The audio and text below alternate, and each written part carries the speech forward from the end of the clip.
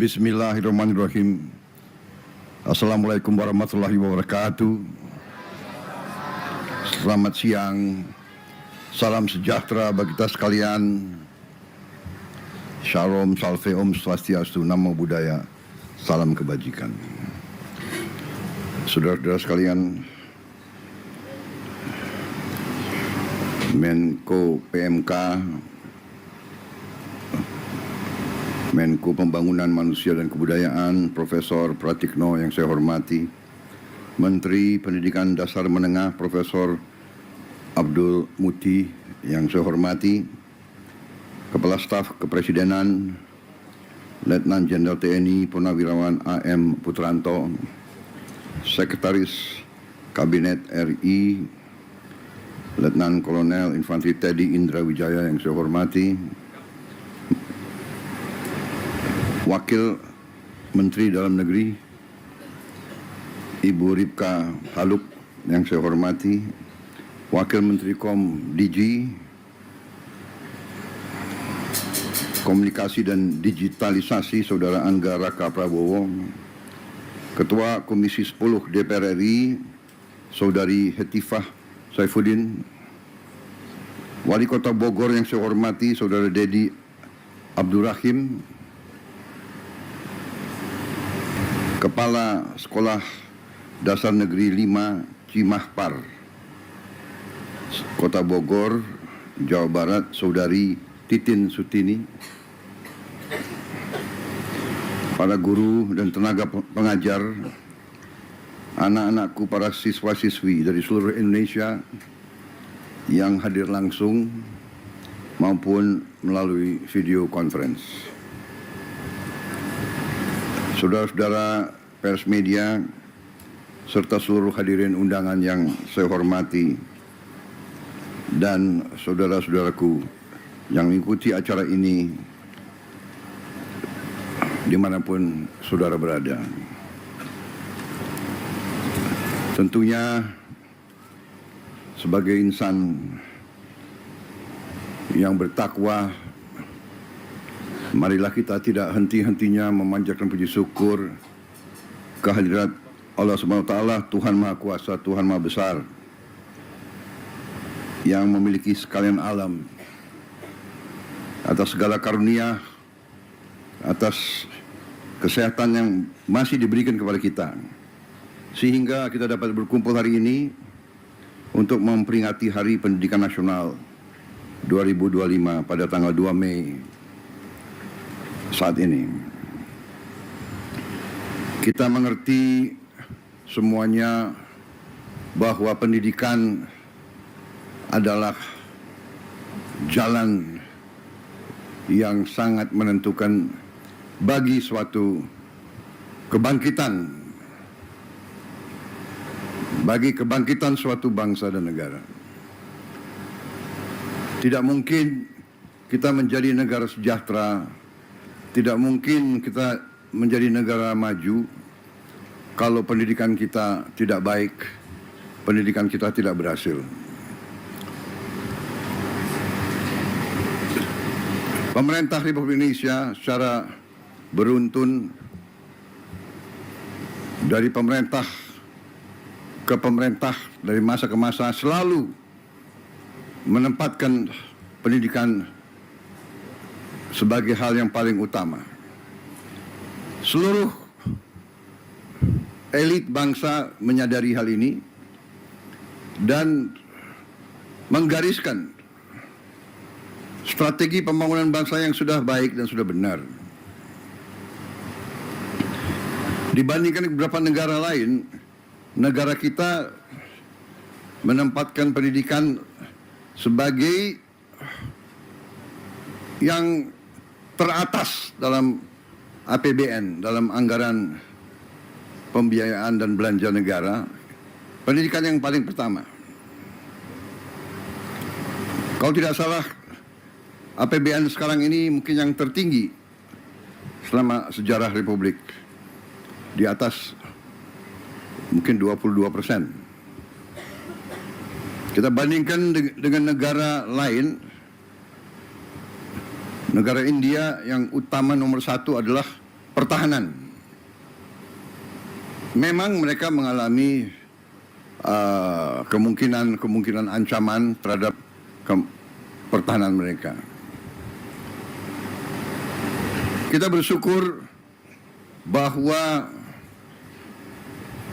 cukup lama berkat kepemimpinan presiden-presiden kita terdahulu, bangsa kita relatif mengalami berapa puluh tahun masa relatif damai. Memang ada berbagai krisis, berbagai gerakan separatis, tapi secara garis besar bangsa kita tidak mengalami perang besar mungkin sudah 60 tahun lebih. Kita bandingkan dengan negara Eropa, tempat lahirnya demokrasi, perang besar sekarang. Di Timur Tengah hampir tidak pernah berhenti perang. Di Palestina, di Gaza, di Suriah, di Lebanon, di Irak, di Yaman, di Libya, di Sudan, sebut saja. Eritrea, Somalia, Chad, Mali, perang. Kita harus bersyukur. Untuk itulah masa sekarang karunia besar dari Yang Maha Kuasa, masa damai, keadaan damai, bukan buah yang jatuh dari pohon. Masa damai bukan sesuatu yang jatuh dari langit. Masa damai adalah upaya pemimpin, upaya pemerintah untuk menjaga keselamatan rakyatnya. Dan dalam masa damai ini, marilah kita semua unsur bangsa, marilah kita gunakan kesempatan ini untuk membangun negeri dengan kecerdasan, dengan kearifan, dengan hati yang bersih, dengan kejujuran, sehingga kita bisa membangun masa depan anak-anak dan cucu-cucu kita. Pendidikanlah yang menentukan apakah negara ini mau jadi negara miskin atau negara ini mau jadi negara yang baik untuk rakyatnya. Pendidikan yang menentukan.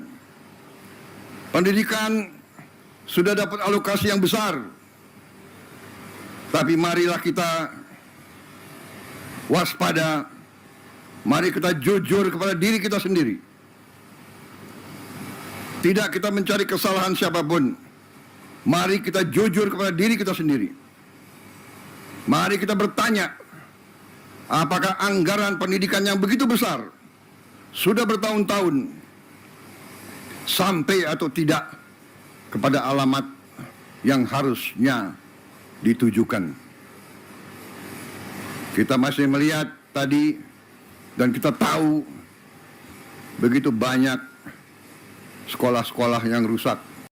Padahal kalau kita buka-bukaan, anggarannya ada.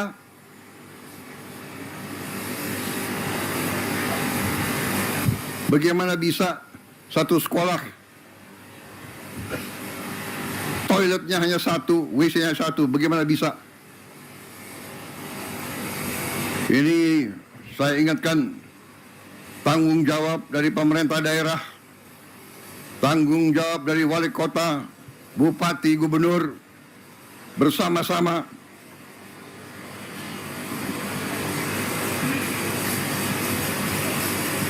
saya memang menetapkan anggaran, saya kira kalau dicek cukup besar untuk perbaikan sekolah-sekolah. Tapi tidak cukup.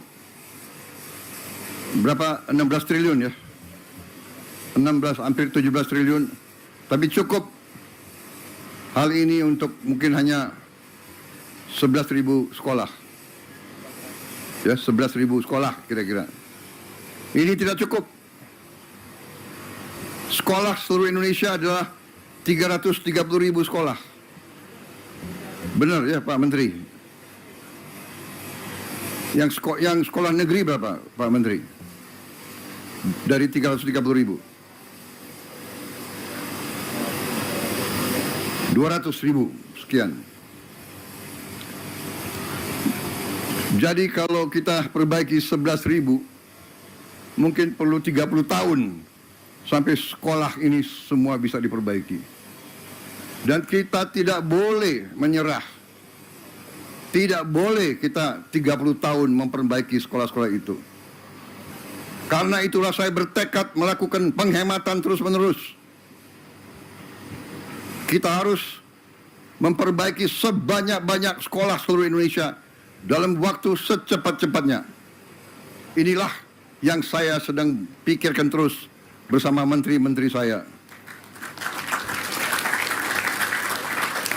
Terus-menerus saya memikirkan bagaimana kita cari uang. Bagaimana kita mengelola kekayaan kita. Karena terus terang saja, berkali-kali saya sampaikan, kekayaan bangsa Indonesia masih terlalu banyak yang bocor dan tidak sampai ke rakyat.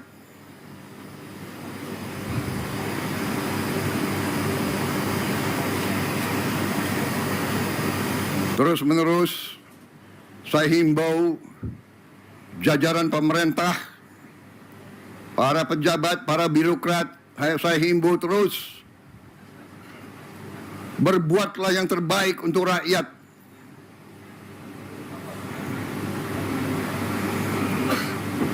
Para pejabat, para birokrat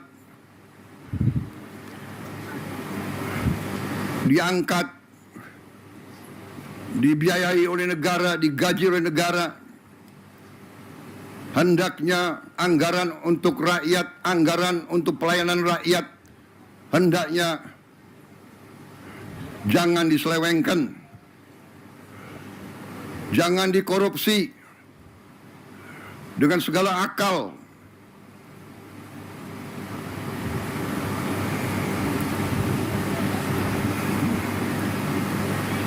Saudara-saudara sekalian,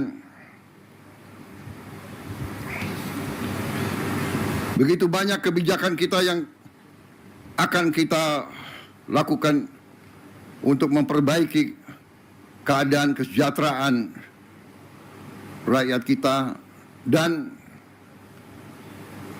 ASN kita dan guru-guru kita, pejabat-pejabat kita semuanya.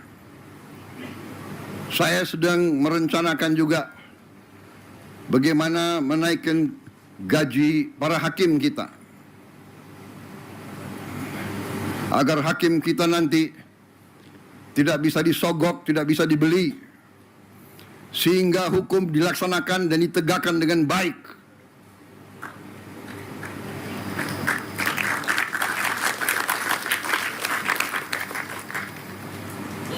Saudara-saudara sekalian, kalau kita melaksanakan pengelolaan manajemen yang baik, manajemen yang akal sehat,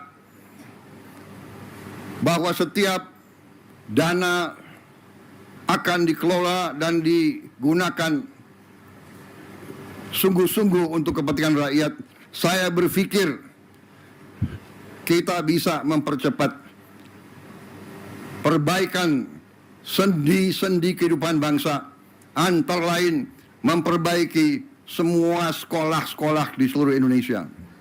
Ini sasaran kita. Saya menggunakan istilah hasil terbaik cepat. Kita harus berkumpul otak-otak terbaik bangsa, berkumpul untuk melihat cara-cara solusi yang terbaik cepat. Bukan terbaik, tapi penyelesaiannya 30 tahun. Bukan terbaik, tapi kita tidak tahu kapan selesainya. Terbaik cepat. Ini kewajiban, ini tuntutan zaman. Bangsa-bangsa lain sedang berlari menuju kemajuan. Kita tidak boleh ketinggalan. Kita negara yang besar, negara yang kaya. Tidak pantas kekayaan kita tidak kita jaga. Kita menjadi bangsa yang bodoh kalau kita tidak bisa menjaga. Dengan keberanian kita untuk menguasai kekayaan kita sendiri, kita akan punya sumber daya, kita akan punya dana untuk memberi pendidikan yang terbaik untuk seluruh rakyat kita. Ini tujuan kita, ini tujuan pemerintah yang saya pimpin, ini perjuangan saya dan pemerintah saya. Karena itu, terima kasih undangan hari ini kita luncurkan, tapi kita akan luncurkan ini hanya sebagai awalan, ya. Ada langkah-langkah yang kita lakukan, perbaikan sarana semua sekolah kita harapkan. Mungkin sekarang baru bisa 11.000 sekolah, tapi begitu kita bisa dapat penghematan, begitu dapat dana lebih, terus akan kita tambah perbaikan-perbaikan itu. Selanjutnya, saya ingin ada digitalisasi sekolah-sekolah. Kita akan taruh layar-layar televisi di tiap sekolah kita. Di situ kita bisa memberi pelajaran-pelajaran yang terbaik, dan ini bisa bermanfaat untuk sekolah-sekolah, apalagi di daerah terpencil, daerah tertinggal, daerah terluar, ataupun di daerah-daerah kota dan sebagainya yang mengalami kesulitan mendapat bahan atau mendapat guru yang ahli di bidang-bidang tertentu. Nanti kita akan kumpulkan beberapa ratus guru terbaik, kita pusatkan di sebuah studio, dan dia akan ngajar ke seluruh sekolah di seluruh Indonesia. Ini membantu sekolah-sekolah, membantu guru-guru di semua sekolah-sekolah di seluruh Indonesia. Saudara-saudara, kita akan mulai, saya kira dalam waktu yang tidak terlalu lama.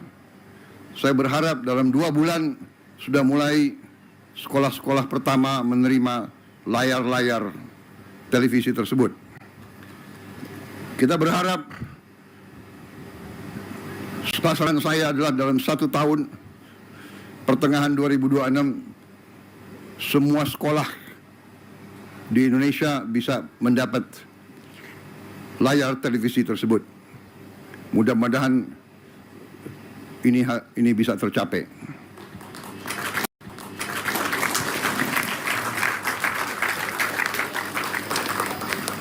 Saya kira begitu banyak kebijakan yang kita berikan.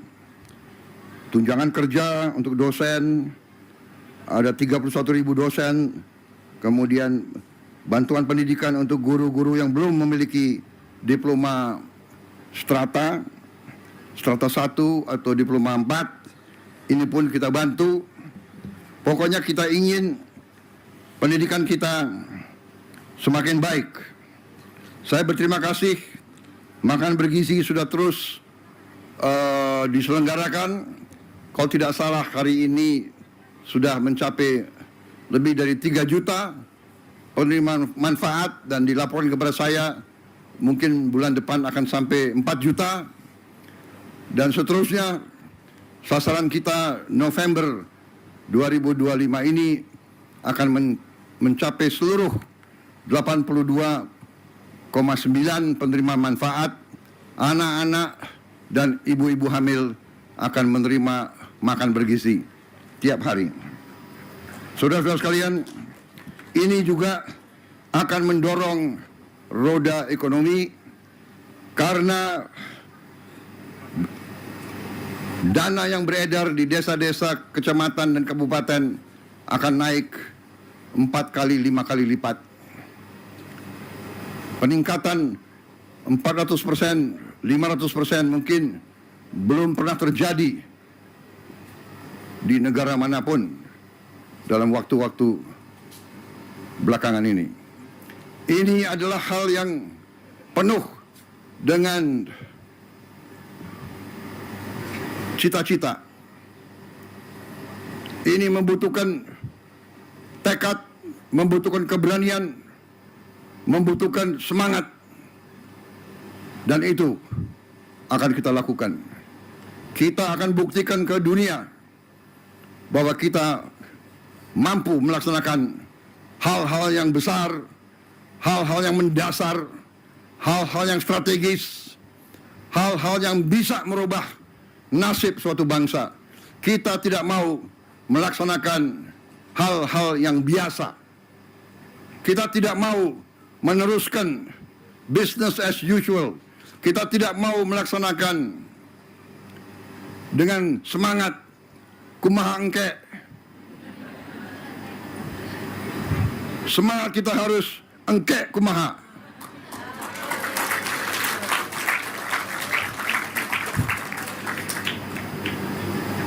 Hilangkan itu semangat kumaha engke wae. Kumaha juragan wae. Kita harus bekerja keras, cepat, dan saudara-saudara, kita mampu. Kita akan buktikan bahwa kita mampu. Banyak negara sekarang datang ke kita, mau belajar dari kita. Saudara-saudara, bertahun-tahun kita selalu import beras. Bertahun-tahun kita selalu import jagung. Alhamdulillah, tahun ini produksi kita melimpah. Produksi kita jagung dan beras melimpah. Bahkan Menteri Pertanian dan banyak pejabat datang ke saya, Pak, kita bingung Pak, nggak ada gudangnya. Akhirnya saya bikin program kilat, membuat gudang darurat, gudang improvisasi. Kita akan bangun 25.000 gudang improvisasi yang akan dibuat dari bahan-bahan yang lumayan, bisa bertahan 5-10 tahun. Sambil nanti gudang yang benar akan kita bangun di tiap desa. Dalam 3-4 bulan lagi kita akan mulai membangun gudang-gudang koperasi di 80.000 desa. Nanti tidak ada lagi panen yang tidak bisa disimpan dan dirawat. Tiap desa akan punya pendingin, cold storage. Panen nanti buah dan sayur akan bisa disimpan, tidak akan busuk, tidak akan rusak karena terlambat dikirim ke pasar. Tiap koperasi desa akan memiliki truk, minimal 80.000 truk, sehingga begitu panen bisa dikirim ke penggiling padi, bisa dikirim ke Bulog, bisa dikirim ke pasar. Dari kota bisa membawa bahan-bahan yang diperlukan oleh rakyat di desa-desa. Saudara-saudara sekalian, kita akan buat gerakan besar untuk merubah, untuk memperbaiki ekonomi Indonesia, untuk memperbaiki ekonomi rakyat, untuk memberi hasil terbaik cepat. Saudara-saudara sekalian, saya kira itu yang ingin saya sampaikan. Terima kasih. Keluarga besar pendidikan, terima kasih para guru seluruh Indonesia. Sungguh-sungguh para guru ini adalah memang pahlawan yang sering tanpa tanda jasa.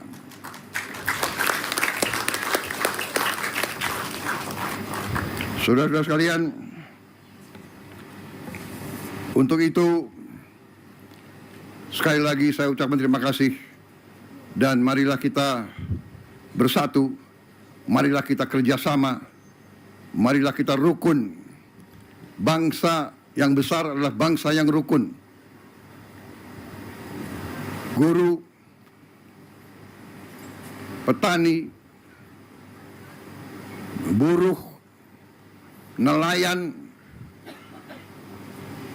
pegawai negeri, pengusaha,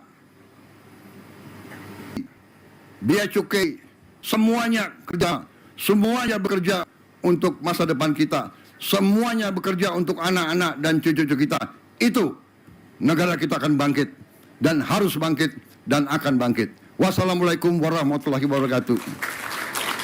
Terima kasih para guru. Selamat berjuang.